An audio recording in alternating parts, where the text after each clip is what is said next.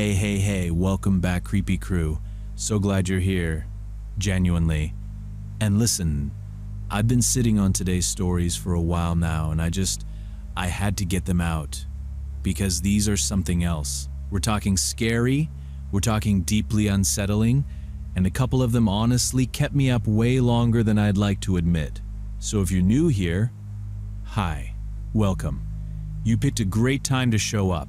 Hit that subscribe button, drop a like on the video, it seriously helps more than you know. And if you've got your own scary story you want me to cover, leave it in the comments below. I read every single one. Alright, enough from me. Grab whatever you're drinking, get comfortable, and let's get into it.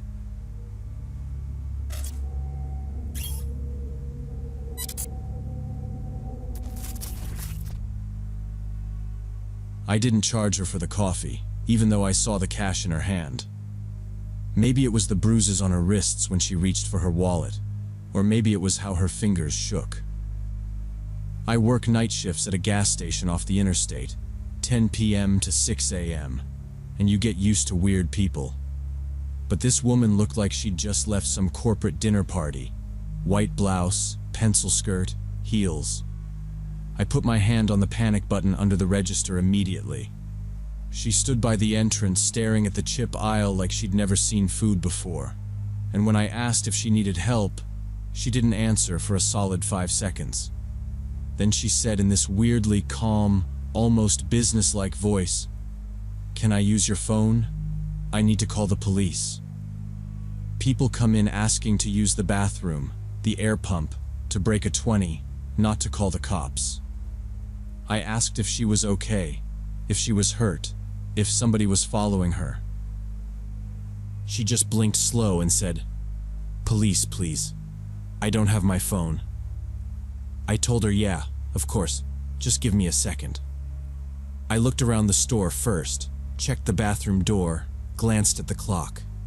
No other customers, no trucks at the diesel bays, just quiet hum and her breathing a little too fast. I just stared at her. Asked if she was sick, if she needed an ambulance, but she shook her head. No, just police. But first, can I get coffee? Large, black.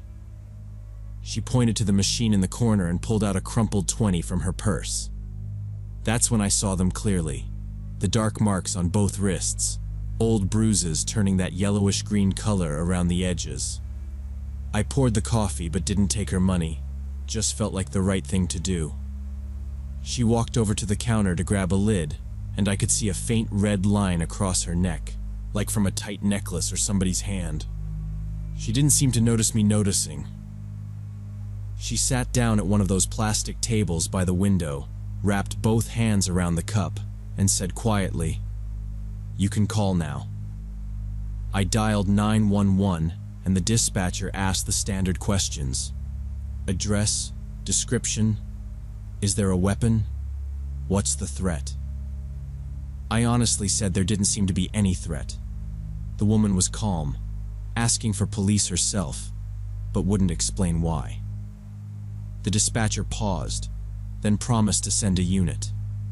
The woman drank her coffee very slowly, very carefully, like it was some kind of ritual she needed to complete. I tried to act normal, wiped down the already clean counter, pretended to stock gum. Every time the door chimed, I flinched, but it never opened. Her car was still sitting there running at pump 3. At one point, I asked if she wanted me to shut it off for her, and she just said, "No, it's fine," without looking up. She never checked the window to see if someone was coming in after her, which somehow made me more nervous. She finished about half the cup, set it down, picked it back up, like she was buying time but didn't know how to fill it. After about 15 minutes, I couldn't take it anymore and asked if she was okay. She looked up at me, and for the first time her expression changed slightly. "I called my lawyer an hour ago. He told me to calm down, collect my thoughts before I turn myself in. Your gas station was halfway to the station." That's when it clicked for me. She was driving to turn herself in. My mouth went dry. I just nodded and went back to the register because it felt safer with the counter between us. The blue lights appeared maybe 5 minutes later. She stood up, smoothed down her skirt, and walked over to me. She smiled for the first time that night. Sad, but genuine. "Thank you for the coffee. You're kind." Then she walked out to the patrol car on her own. Through the window, I watched the officers talking to her. Watched one of them carefully put handcuffs on her. In front, not behind her back. Watched the other reading something from a paper. Probably her rights. She nodded, answered calmly. Then she got in the back seat, and they drove away without sirens. When the taillights disappeared, the store felt weirdly empty, even though she'd barely said anything. I walked a slow lap through the aisles, pretending to straighten things that were already straight, just to make sure no one else had slipped in while I was focused on her. The rest of that shift I went through the motions, but my head kept going back to her hands around that cup, the way she said, "turn myself in," like she was talking about dropping off dry cleaning. I replayed every second, trying to remember if she had blood on her clothes, if there was anything on her shoes, anything that screamed crime. There was nothing, just that line on her neck and the bruises on her wrists. A couple of regulars came through for cigarettes and energy drinks, and I kept almost saying, "You won't believe what just happened." But I stopped myself. Turning her into a story while she was probably sitting in a holding cell somewhere felt wrong. By the time the sky started to lighten, I'd basically convinced myself I was overreacting, that maybe it was some white-collar thing and the bruises were old, from something else. People with money talk to lawyers before they talk to cops, right? Maybe she'd embezzled. Maybe she'd hit someone with her car weeks ago and fled. My brain went through every crime show scenario I'd ever seen. Still, every time I closed my eyes, I saw the way she exhaled when I said I'd call 911, like she'd handed something heavy over and didn't have to carry it alone anymore. I didn't hear anything for a week. Life slipped back into the usual routine. Lottery tickets, coffee, truckers trying to flirt for discounts, the same 3 songs on the radio. I started to think the cops hadn't even written anything up yet, that whatever she'd done wasn't big enough to make the news.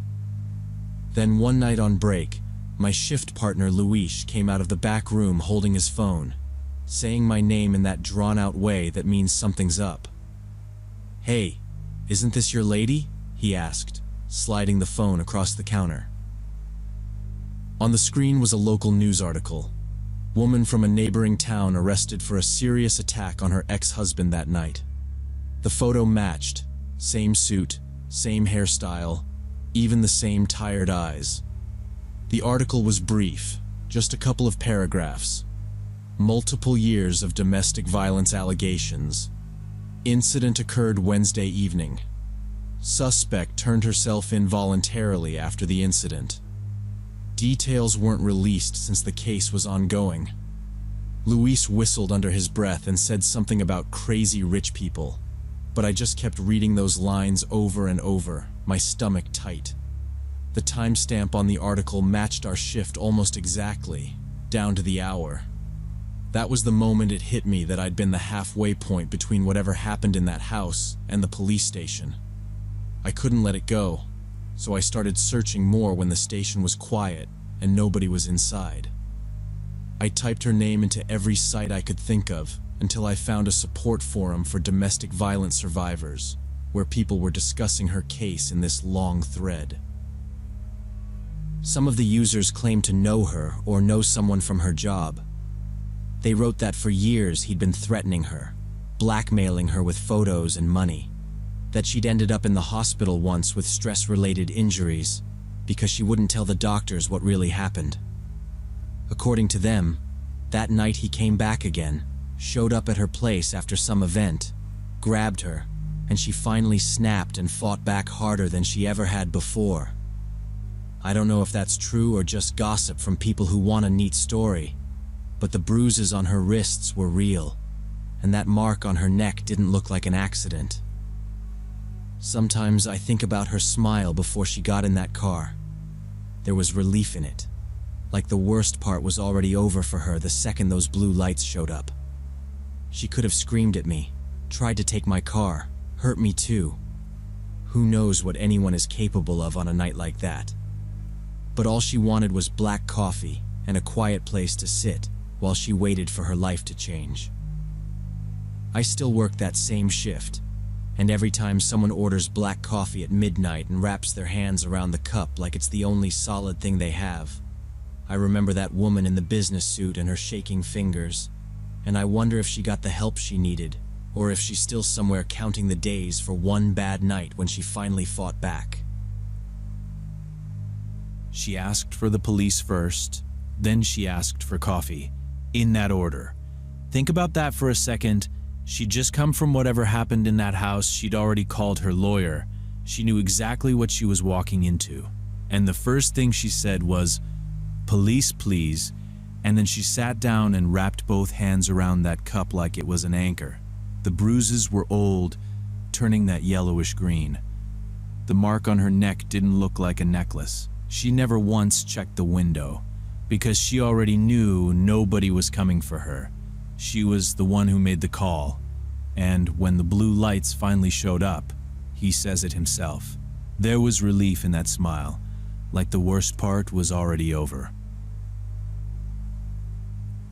I'm staring at the orange cat curled up on my couch right now, and I know with absolute certainty, this is not Marley. My neighbor Patricia asked me to watch her cat 3 weeks ago while she visited her daughter in Portland. I said yes, even though I'm not a cat person. Patricia helped me move in last year, so I figured the least I could do was make sure her pet didn't starve. Marley was this big, lazy orange cat with faded fur and a round white patch on his chest, always half asleep on the windowsill. She left me a 2-page list about feeding times, water, litter box cleaning, all very organized, like a discharge summary. The first 3 days were boring in a good way. I came home after my nursing shifts, filled his bowl, scooped the litter, and he ate, used the box, and went right back to sleep.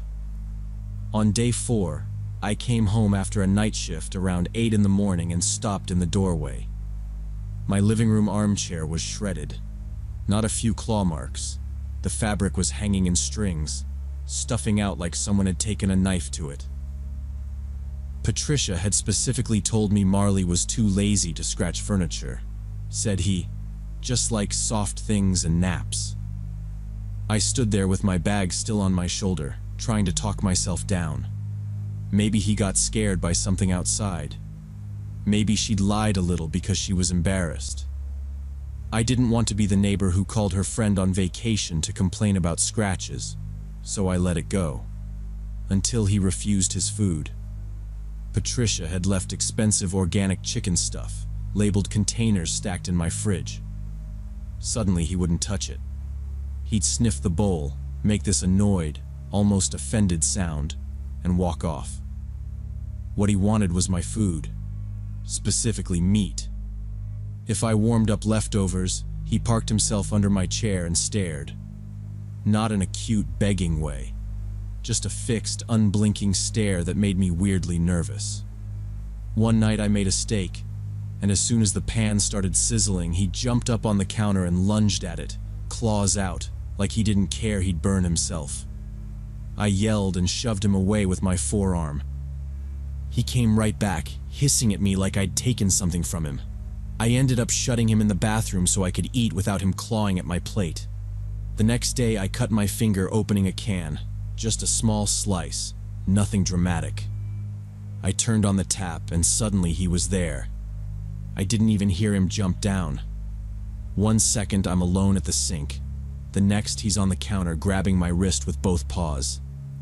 He started licking the blood from my hand like it was the only thing that mattered. Not gentle licking either. His tongue was scraping over the cut so hard it hurt. I tried to pull back. He dug his claws in and kept trying to get at the wound, eyes fixed on it. I literally had to shake him off.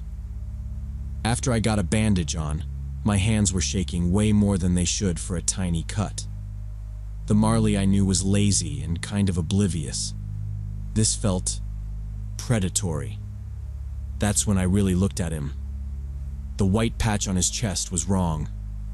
Marley's had been a round spot. This one was stretched out, more like a crooked stripe. The fur color was off by just a little, darker around the back. And the eyes, I remembered warm amber eyes in the pictures Patricia had texted me when she first adopted him. This cat's eyes were yellow-green, bright and sharp, with this constant focused gleam. I pulled up old photos on my phone and zoomed in on everything: face, chest, tail. In the photos, his ears looked smaller, his tail longer and fluffier. The more I compared, the more my stomach dropped. This is definitely not the same cat. Then the practical part of my brain kicked in. How? The door is always locked, windows shut. I live on the 3rd floor, no fire escape, no balcony neighbors could climb across. Patricia handed me Marley herself in his carrier the morning she left, stood in my doorway, kissed his head, and walked away with her suitcase. I hadn't had anyone over except my brother once, and he hates cats.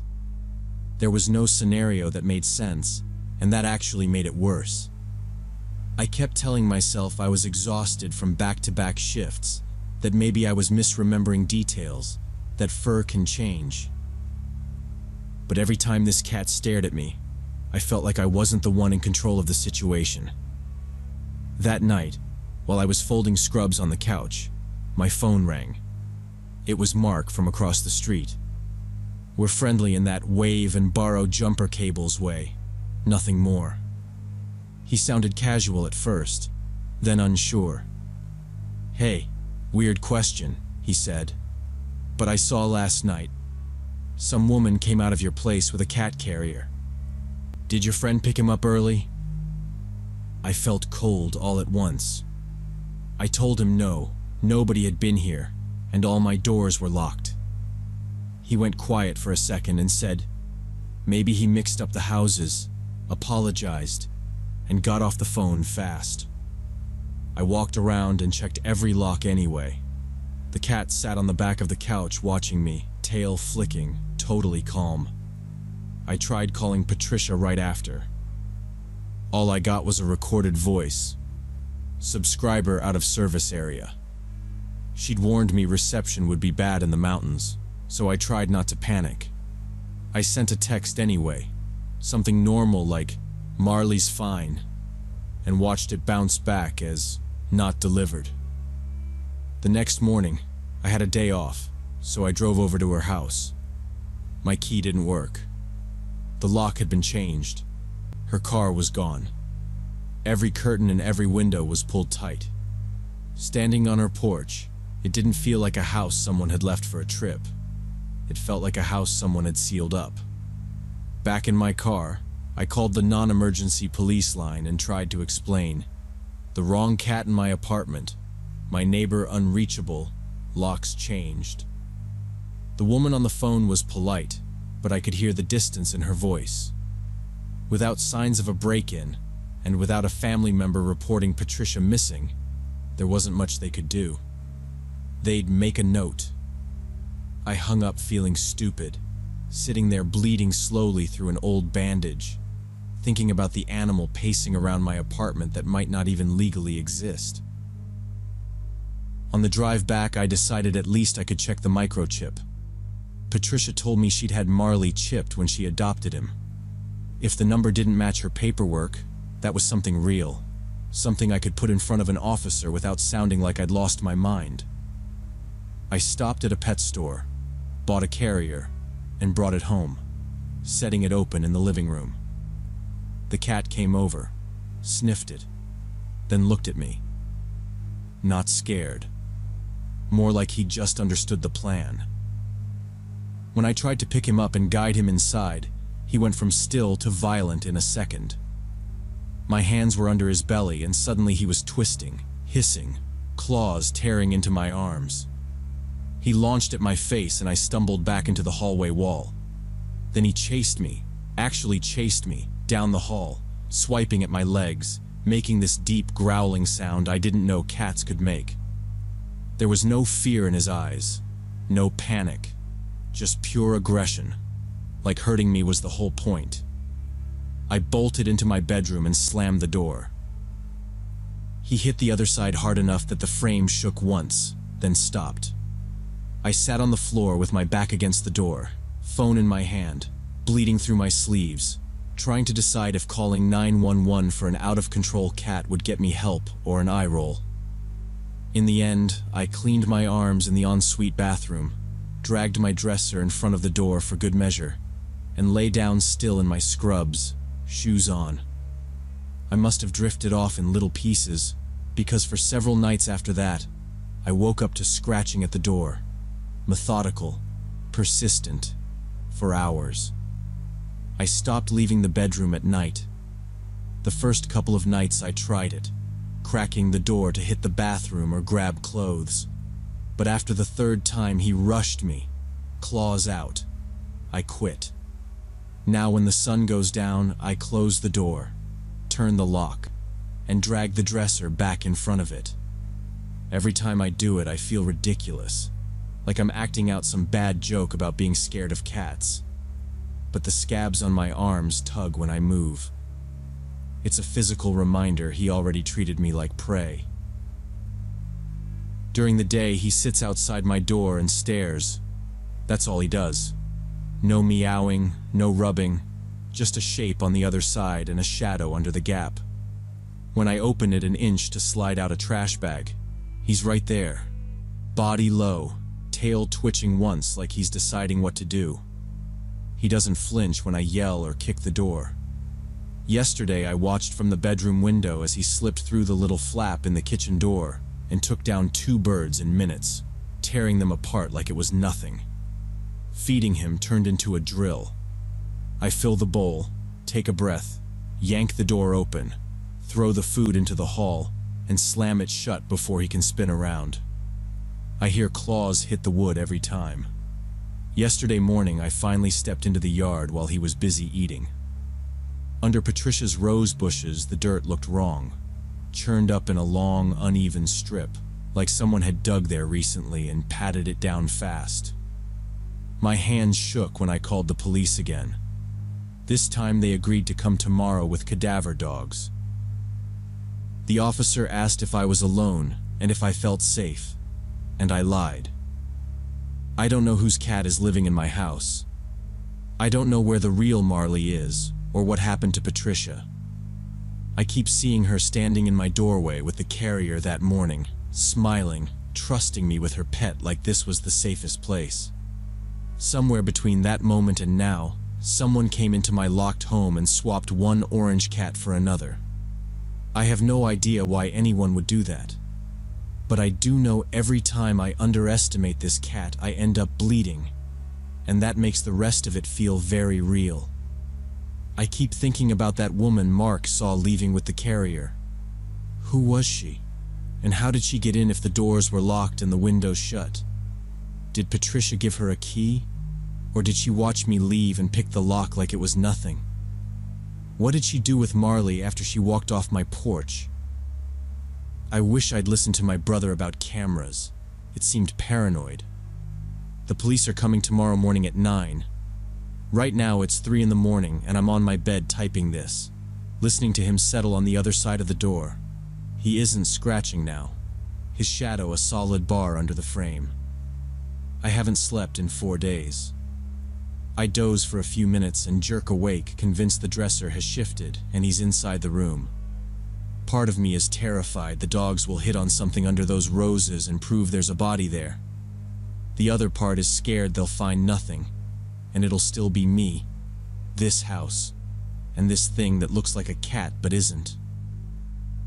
He's a nurse. He works night shifts. He's seen things. He's trained to stay calm and assess. And he ended up barricading himself in his bedroom with a dresser pushed against the door because of a cat. Except, it's not a cat. Not the right one anyway.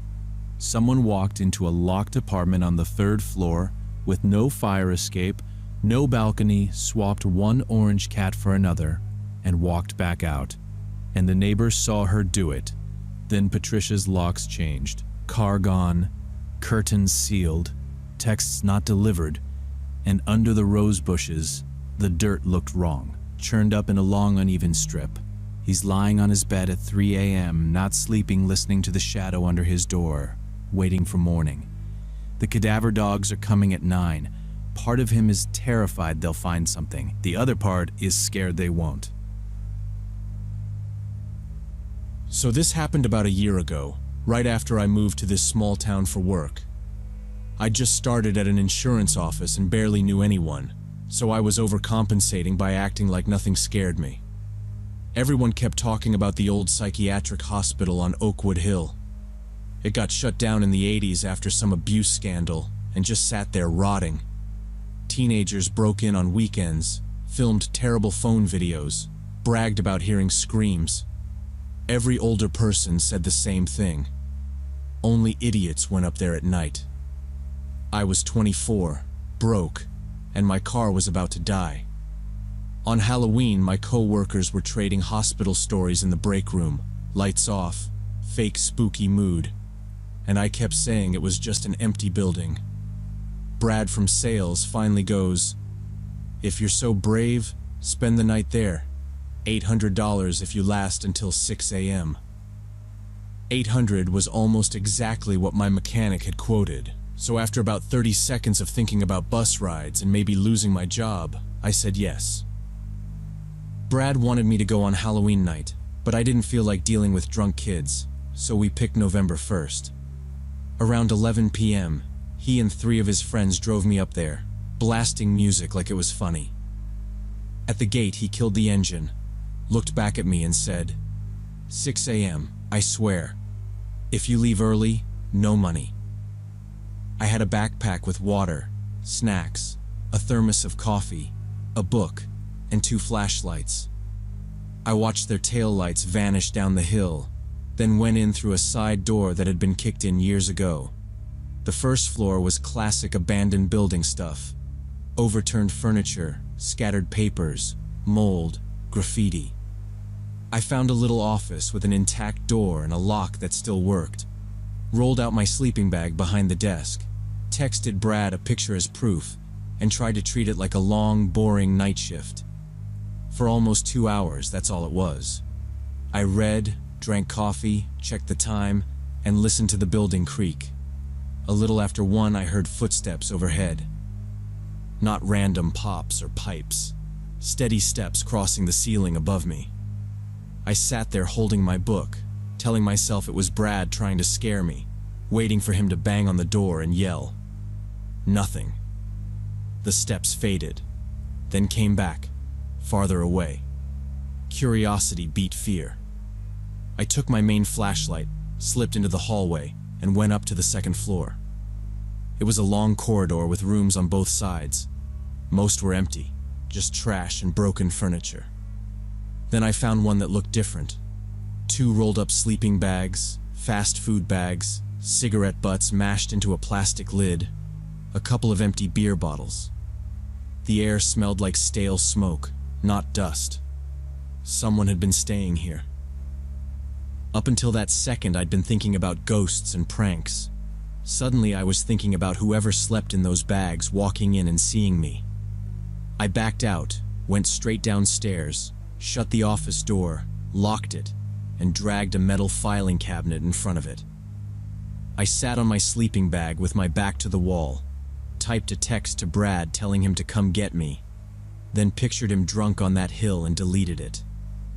If these were squatters, I told myself, they'd stay upstairs and sleep. I'd stay awake, keep the light off, ride it out.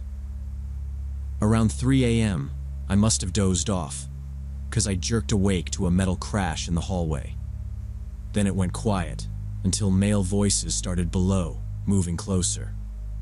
I cracked the lock and opened the door an inch. At end of the corridor, the stairwell lit with 2 flashlight beams as 2 men came up. They walked past my office talking about merchandise and a deal, and one of them said, "Everything's ready in the basement. They'll deliver at 5. Now, when I replay that night, I remember staying frozen in the corner, listening to their footsteps go down the stairs, hearing them below, moving through the building, checking rooms. Someone grabbed the office door handle and I froze, actually stopped breathing. The metal rattled, the chair scraped a little, but the door didn't move. Whoever was outside tried the handle again, harder this time, and I watched it twitch like it could pop any second. He muttered something I couldn't make out, then said, "Locked," and let go. His footsteps moved away down the corridor. I stayed curled in the corner, knees to my chest, fingers hurting from how hard I was gripping the sleeping bag. Time turned weird after that.